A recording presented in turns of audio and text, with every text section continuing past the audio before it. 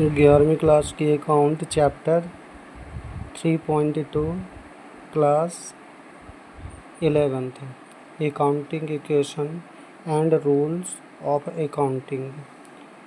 लेखांकन समीकरण, लेखांकन के नियम। एसेट्स अमीन होता है संपत्ति, और टोटल लाइबिलिटीज का मतलब होता है टोटल दायित्व, और में इसको इस तरह से भी कह सकते हैं टोटल एसेट्स मतलब जितनी संपत्ति होती है इजिकल टू किसके बराबर होती है, लाइबिलिटी प्लस कैपिटल के इजिकल टू होती है। ठीक है ना।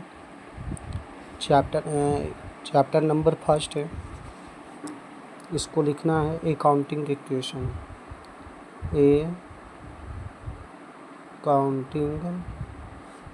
अकाउंटिंग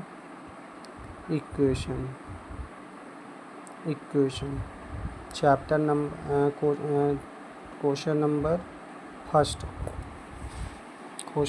फर्स्ट का सॉल्यूशन है।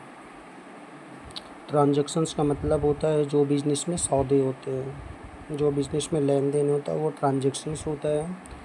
और एसेट्स का मतलब होता है संपत्ति, और कैपिटल मीन्स होती है जो बिजनेस द्वारा किसी भी व्यापार के शुरू करने के लिए जो भी पूंजी लगाई जाती है उसको कैपिटल कहते हैं।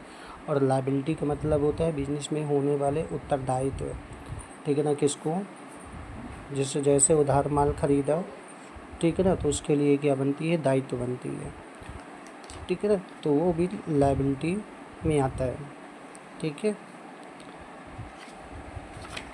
चैप्टर नंबर फर्स्ट में Nakul commenced business with cash. Nakul ने बिजनेस को कैश से स्टार्ट किया।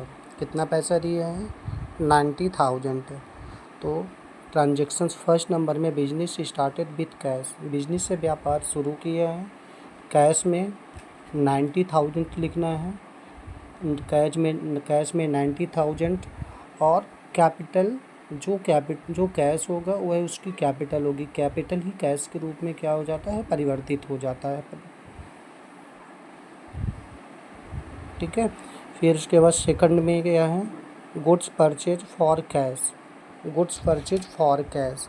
ये bought goods for cash, 30,000 rupees given है।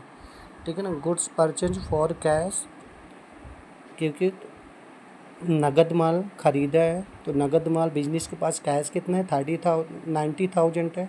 तो 90,000 कैश है, तो उसमें 30,000 के माल खरीदा है, तो माइनस हो जाएगा। किससे होगा, कैश से होगा। और स्टॉक नाम का कॉलम बनेगा।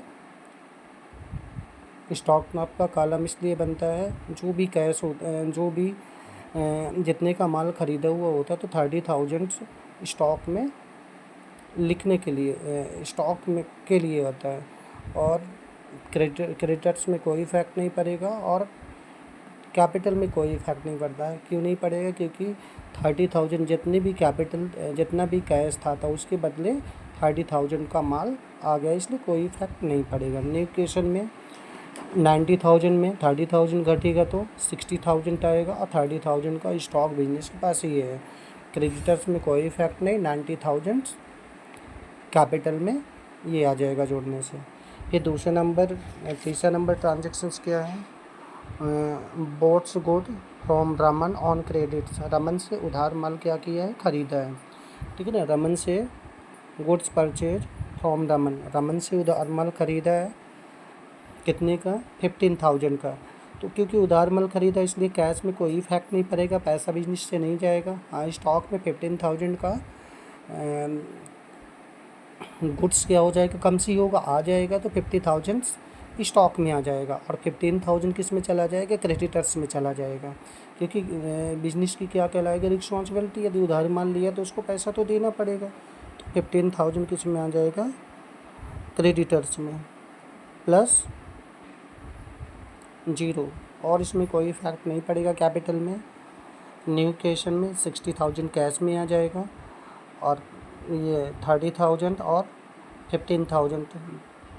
15,000 दोनों मिलकर कितना आ जाएगा, 45,000 इजकल टू 15,000 क्रेडिटर्स में और 19,000 कैपिटल में। ठीक है ना। फर्स्ट नंबर का सॉल्यूशन इस तरह से था। 11th क्लास अकाउंट का पहला क्वेश्चन को फर्स्ट सॉल्यूशन दिया ये।